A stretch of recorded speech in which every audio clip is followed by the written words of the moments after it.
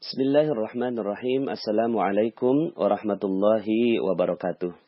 Alhamdulillah, summa alhamdulillah, wassalatu wassalamu ala rasulillah, amma ba'd. Alhamdulillah, bagaimana kabarnya Bapak Ibu, jamaah Magnet Rezeki yang dirahmati oleh Allah Subhanahu wa Ta'ala. Semoga Anda semua berada dalam limpahan keberkahan, rahmat, karunia, kecintaan, dan kasih sayang dari Allah Subhanahu wa Ta'ala. Agar hidup Anda lebih berjaya, lebih makmur, lebih sejahtera, lebih bahagia, dan lebih mendapatkan ketenangan batin yang Allah Subhanahu wa Ta'ala titipkan pada hati sanubari Anda yang terdalam.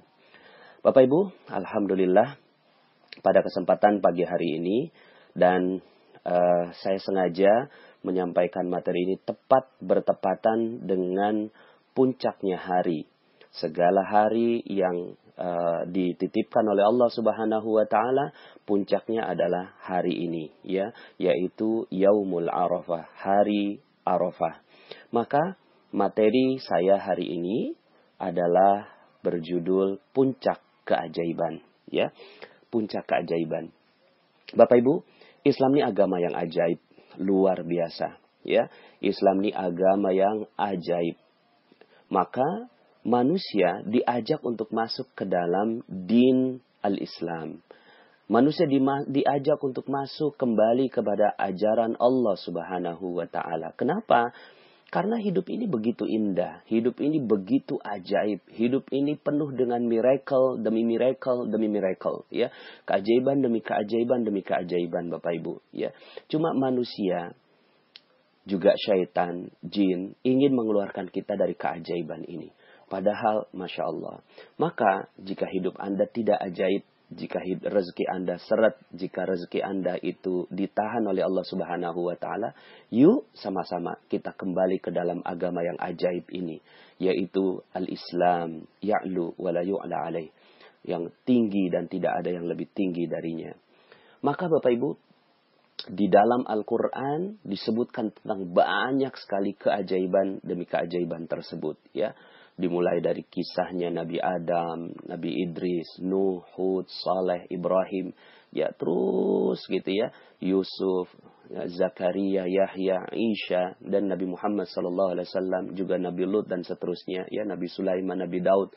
Ini adalah kisah keajaiban demi keajaiban yang diterima oleh mereka, ya, diterima oleh Zakaria yang ingin mendapatkan anak, ya, dan dimudahkan oleh Allah Subhanahu wa Ta'ala.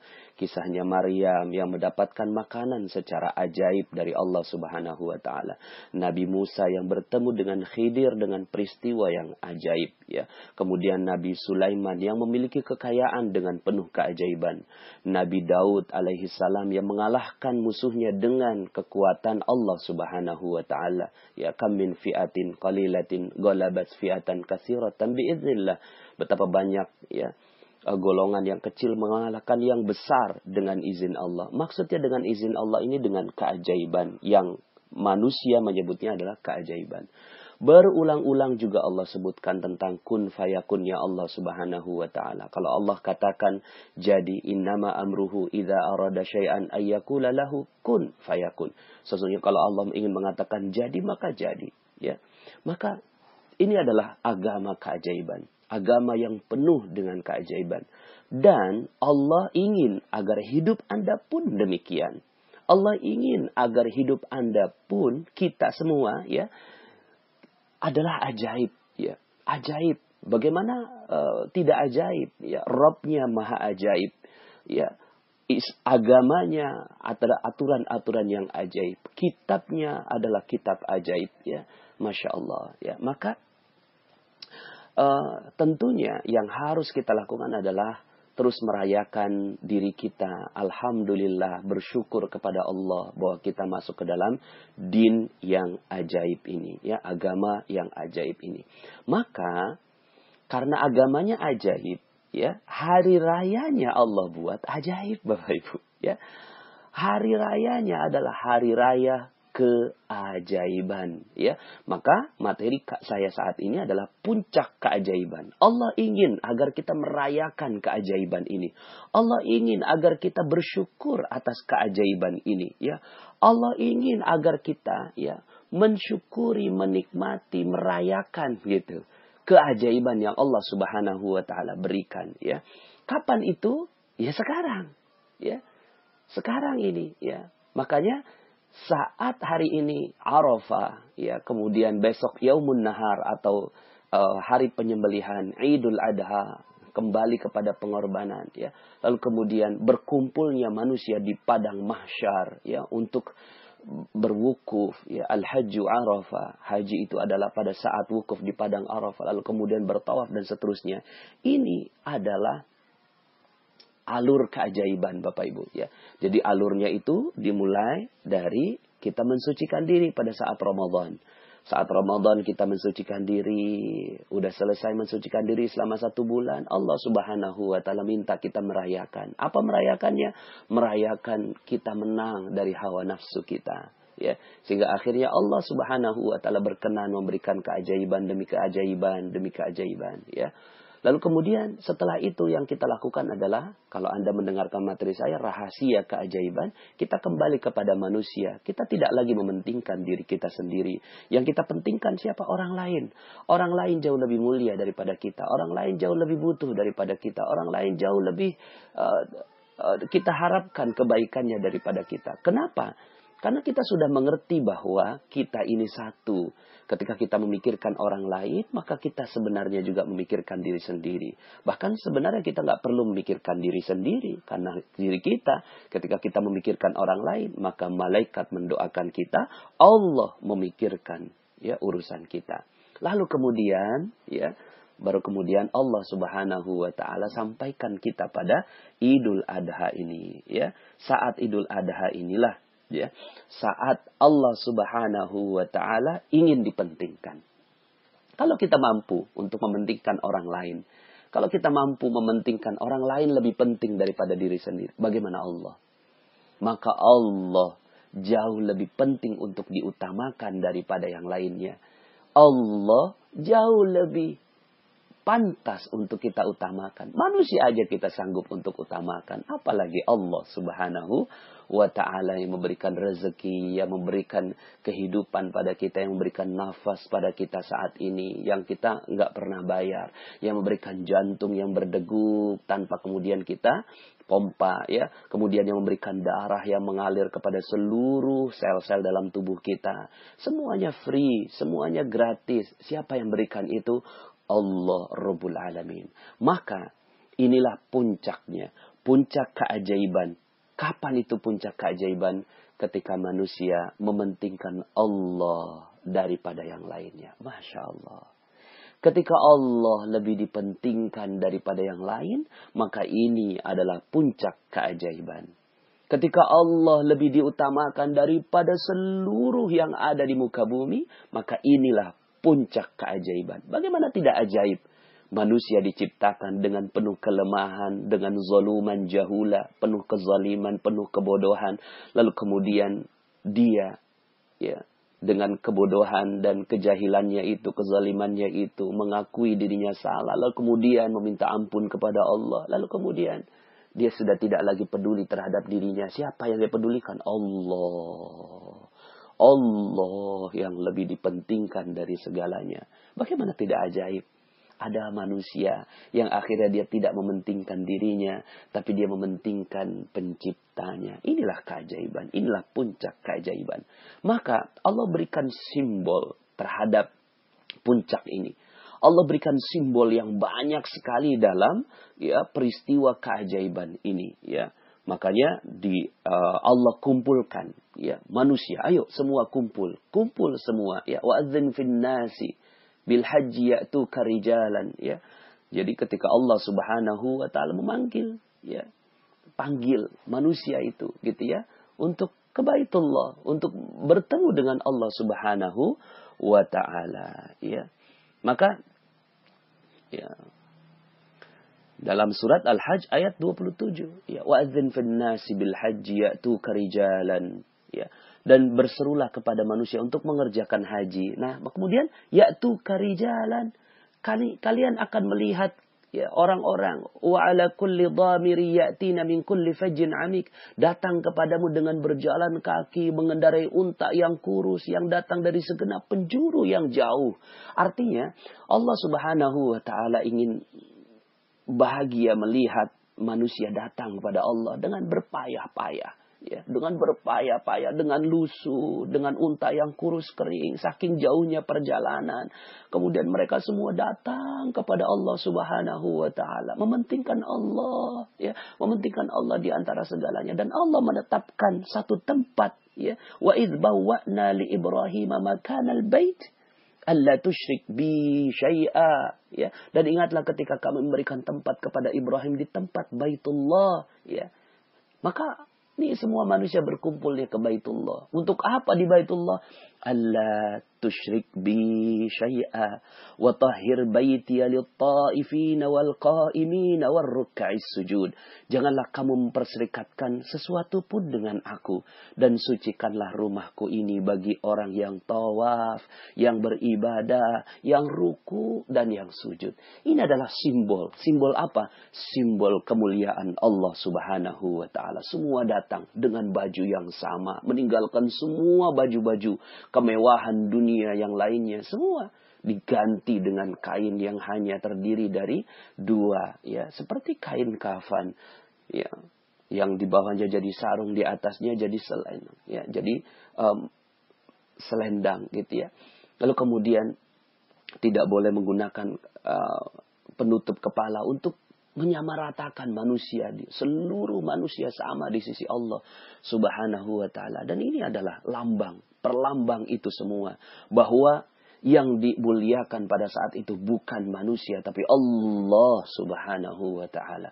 Lalu kemudian semuanya datang, labbaik ya Allah, labbaik ya Allah, labbaik Allahumma labbaik, labbaik la syarika laka labbaik, innal hamda wan ni'mata laka wal mulk la syarika lak. Kami datang ya Allah memenuhi panggilanmu, ya, tidak ada sekutu bagimu. Seluruh nikmat darimu, seluruh pujian untukmu, seluruh kerajaan milikmu. Masya Allah. Ini adalah puncaknya Bapak Ibu. Ya. Puncak keajaiban itu ketika manusia dikumpulkan oleh Allah Subhanahu wa ta'ala di satu tempat yang namanya Baitullah. Ya. Dan kemudian puncak dari itu semua adalah Al-Hajju Arafah. Wukuf di Padang Arafah. Wukuf di Padang Arafah. Ngapain di sana? Berdiam diri, mengingat kesalahan lagi, kemudian berzikir lagi, mengutamakan Allah lagi, ya. Dan bagi yang tidak mengikuti acara ini pun, yang tidak mengikuti haji karena itu terbatas hanya 2 jutaan kurang lebih orang manusia di seluruh dunia, padahal manusia ada 7 miliar, maka mereka-mereka yang tidak masuk ke sana, Allah Subhanahu wa taala muliakan dengan saum Arafah. Ya, puasa Arafah. Dengan berpuasa ini subhanallah, ya, unik Bapak Ibu, ya. Puasa Ramadan itu 30 hari, wajib hukumnya, ya. Tapi kemudian barang siapa yang berpuasa maka taqaddama min zambi, ya. Ghufira lahu ma taqaddama min zambi, akan diampuni dosa seluruhnya sebelumnya. Tapi ini yaumul Arafah, hari Arafah, puasa Arafah, hukumnya sunnah. Sunnah. Tapi, ya, mereka-mereka yang menjalankan puasa Arafah ini, dosanya akan diampuni yang sebelumnya dan yang setelahnya. Masya Allah. 1 tahun sebelumnya dan 1 tahun setelahnya. Perlambang apa ini? Perlambang Allah Subhanahu wa ta'ala memang sedang berikan diskon yang besar. Diskon yang sangat-sangat besar bagi mereka semua yang melaksanakan puncak dari keajaiban ini Bapak Ibu, ya. Maka subhanallah, ya, Allah Subhanahu wa ta'ala, ya. Jadi puasa Arafah itu dapat menghapuskan dosa setahun yang lalu dan, ya, setahun yang akan datang. Ini diriwayatkan oleh Muslim. Nah, jadi artinya, ya, Allah ingin berikan kesempatan 1 hari saja. 1 hari yaumul Arafah. Lalu kemudian siapa yang berpuasa maka dosanya diampuni, ya. Bagi yang mengikuti materi perisai rezeki, detoks rezeki, maka ini adalah kabar gembira buat Anda. kabar gembira buat kita semua, agar kita semua mampu memanfaatkannya. Allah Maha Sayang, lebih daripada seorang ibu yang menyayangi anaknya. Maka Allah sayang, ini satu hari. Dijadikan sunnah, kenapa? Karena, ya, kalau dijadikan wajib, kasihan wanita yang kena haid, kasihan wanita, ya, menyusui anaknya, diampuni juga oleh Allah. Enggak ikut, tapi ketika dia menyiapkan untuk suaminya, ketika dia mendoakan untuk orang lain, pahalanya insya Allah mudah-mudahan sama di sisi Allah Subhanahu wa Ta'ala. Ini Allah kasih diskon besar-besaran karena ini puncak-puncak dari keajaiban. Ya. Kemudian kembali lagi, ya, yang ada di sana mereka melakukan tawaf. Ini perlambang apa? Perlambang ketaatan, setia. Di barisan, setia dalam barisan Allah Subhanahu wa Ta'ala, setia dalam syariat Allah Subhanahu wa Ta'ala. Lalu kemudian, ya, setelah itu sa'i ini adalah lambang ikhtiar. Manusia diminta untuk berikhtiar, pergi pagi pulang sore, pergi pagi pulang sore, terus begitu, ya. Untuk apa? Ya, Allah pengen lihat lelahnya manusia. Allah ingin lihat, sekedar Allah ingin lihat lelahnya manusia. Lihat hambaku, dia berlelah-lelah, ya, dengan menjaga kesucian, menjaga niat, menjaga keikhlasan kepada Allah. Rezekinya di mana? Rezekinya di air Zam-Zam, gitu ya. Bukan di Bukit Sofa, bukan di Bukit Marwah. Rezekinya ada di tengah-tengah, di Zam-Zam itu. Dan itu bukan karena, ya, Siti Hajar yang mendapatkan rezekinya, tapi seorang bayi yang bersih, suci. Ini perlambang juga bahwa rezeki ini dipaksa untuk siapa? Untuk mereka-mereka yang suci di hadapan Allah Subhanahu wa Ta'ala. Maka Zam-Zam sampai sekarang keberkahannya terus berlimpah ruah. Dan ini adalah perlambang bahwa rezeki Allah melimpah ruah kepada manusia. Ya.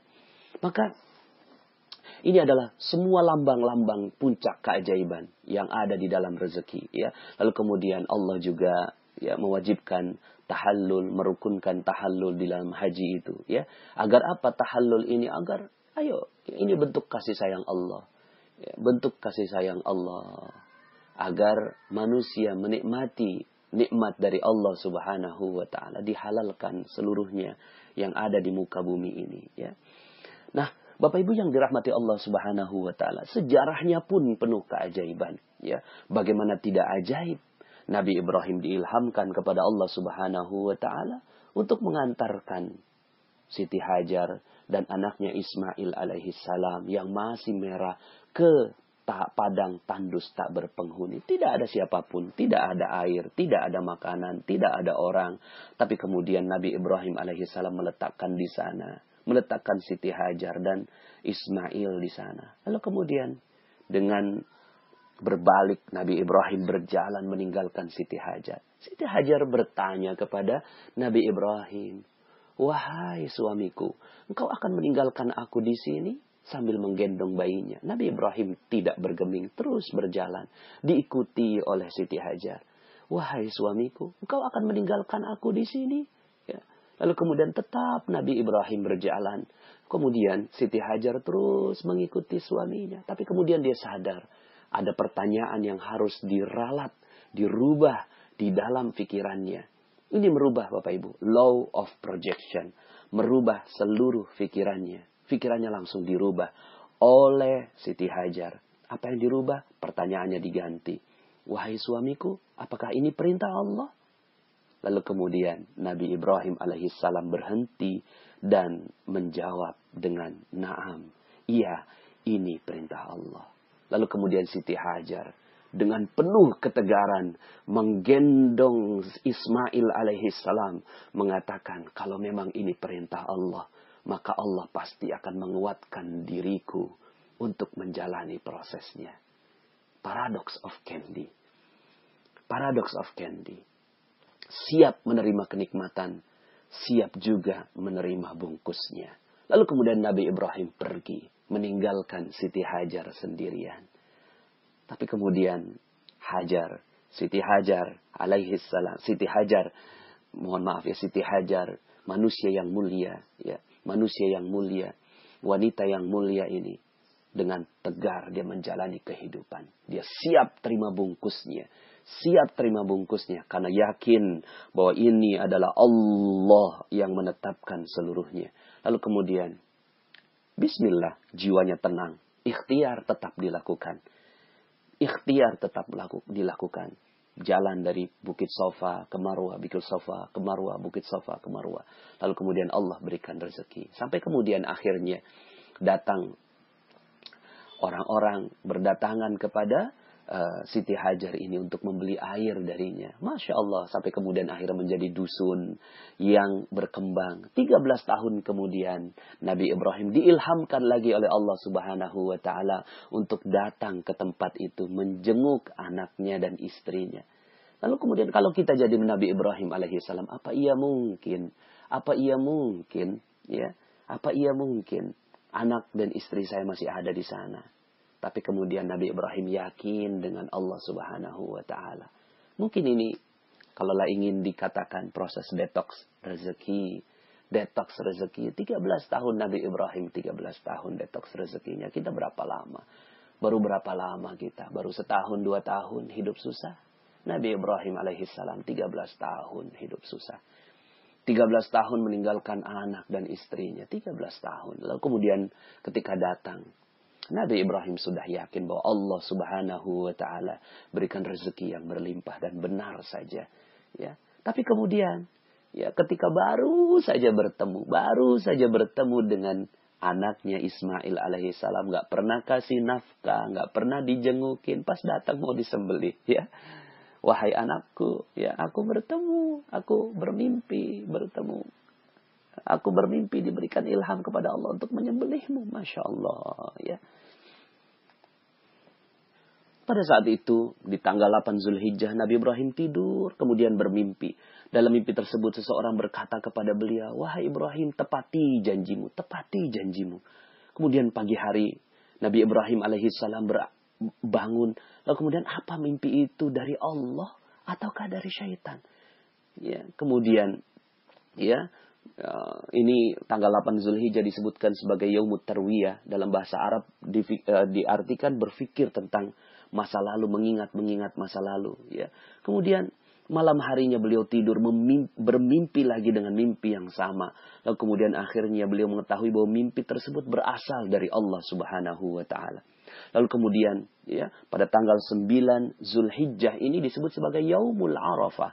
Yaumul Arafah ini, ya, adalah hari mengetahui, ya. Mengetahui tentang apa? Mengetahui bahwa ini adalah perintah dari Allah Subhanahu wa Ta'ala. Kemudian Nabi Ibrahim alaihissalam mengajak, ya, memerintahkan kepada Siti Hajar, pakaikan, ya, anakmu dengan pakaian yang bagus. Karena sesungguhnya aku akan pergi bersamanya untuk bertamu. Siti Hajar pun memberi Nabi Ismail dengan pakaian yang bagus. Memberinya wangi-wangian, menyisir rambutnya. Kemudian Nabi Ibrahim pergi bersama Nabi Ismail dengan membawa sebuah pisau besar dan tali ke arah tanah di Mina. Pada hari itu, iblis lebih sibuk dan lebih gugup. Ya. Kenapa? Gugup karena akan terjadi keajaiban dari Allah Subhanahu wa Ta'ala. Gugup karena manusia akan yakin kepada Allah Subhanahu wa Ta'ala. Lalu kemudian dia datang kembali, pergi lagi, ya, menemui, ya, mereka berusaha menggoda. Iblis menggoda Nabi Ibrahim. Apa kamu gak tega melihat anakmu, gitu kan? Ketika berdiri, ya, begitu tampan, lembut tingkah lakunya. Nabi Ibrahim berkata, iya, tetapi aku diperintahkan untuk menyembelihnya. Kemudian iblis tidak kuasa menggoda Nabi Ibrahim. Kemudian pergi menemui Siti Hajar. Wahai Siti Hajar, bagaimana bisa kamu hanya duduk di sini sedangkan Ibrahim pergi bersama anaknya untuk menyembelihnya? Hajar berkata, kamu jangan dusta kepadaku. Mana ada seorang ayah yang tega menyembelih putranya? Iblis menjawab, lalu untuk apa Ibrahim membawa pisau besar dan tali? Untuk alasan apa ia menyembelihnya? Kata Siti Hajar. Ia menyatakan bahwa Tuhannya telah memerintahkannya untuk menyembelih anaknya. Lalu berkata Hajar, ya, seorang nabi tidak diperintahkan untuk kebatilan dan aku akan selalu percaya kepadanya. Nyawaku sebagai tebusan atas perkara itu. Maka bagaimana dengan anakku? Tentulah ia demikian. Ya, Masya Allah. Iblis tak berhasil menggoda Siti Hajar. Kemudian datang menggoda Ismail. Kamu sangat senang bermain-main, tetapi ayahmu membawa pisau besar dan tali akan menyembelihmu. Nabi Ismail berkata, kamu jangan bohong pada aku. Ayahku tidak akan pernah menyembelihku. Iblis berkata, Ia menyangka bahwa Tuhannya telah memerintahkannya untuk menyembelihmu. Kemudian Nabi Ismail berkata, aku akan selalu tunduk dan taat terhadap perintah Tuhanku jika memang itu perintah Tuhanku. Masya Allah. Ya. Lalu kemudian ya, Nabi Ismail ya, mengambil batu, melemparkan kepada iblis. Dan seterusnya. Sampai kemudian Nabi Ibrahim alaihissalam sampai di Mina. Kemudian mengucapkan ayat yang termaktub di dalam Al-Quran. Surat As-Saffat ayat 102. Ya bunayya. A'udzubillahi minasyaitonir rajim. Ya bunayya inni ara fil manan. Inni azbahuka fanzur madza tara.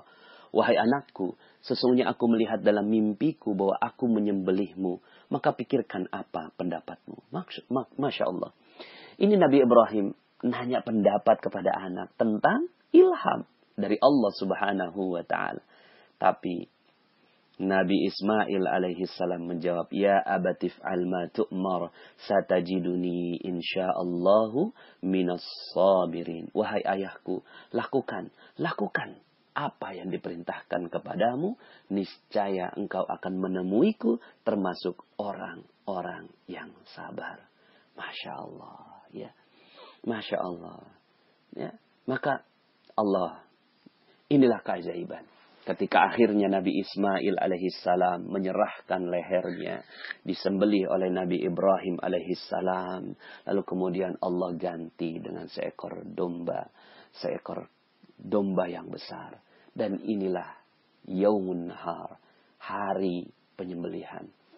Hari di mana Allah subhanahu wa ta'ala ingin menunjukkan keajaibannya. Maka inilah Islam, agama yang ajaib. Puncak dari keajaiban adalah haji. Puncak dari keajaiban adalah pengorbanan kepada Allah subhanahu wa ta'ala. Maka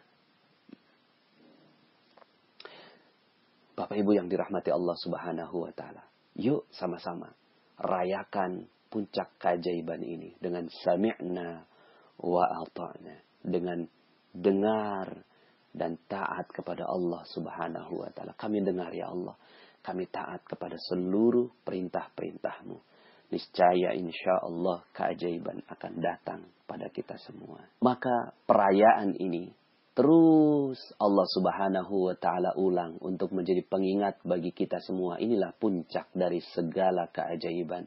Ketika manusia dengan rela, sungguh-sungguh, dengan ikhlas, dan ridha kepada Allah subhanahu wa ta'ala, menyerahkan kurbannya kepada Allah subhanahu wa ta'ala. Maka di dalam Al-Quran Allah ingatkan, la yanalallaha luhumuha wala dima'uha walaki yanaluhu taqwa minkum. Bukan darahnya, bukan dagingnya yang naik ke atas langit, tapi ketakwaanlah yang naik ke atas langit. Karena kita tunduk dan patuh kepada ajaran Allah subhanahu wa ta'ala. Maka bismillah, insya Allah kita siap meraih keajaiban rezeki dari Allah subhanahu wa ta'ala. Rezeki di dunia maupun rezeki di akhirat. Dan itu semua, puncak dari itu semua adalah ketika kita mampu meninggikan Allah subhanahu wa ta'ala. Allahu Akbar, Allahu Akbar, Allahu Akbar.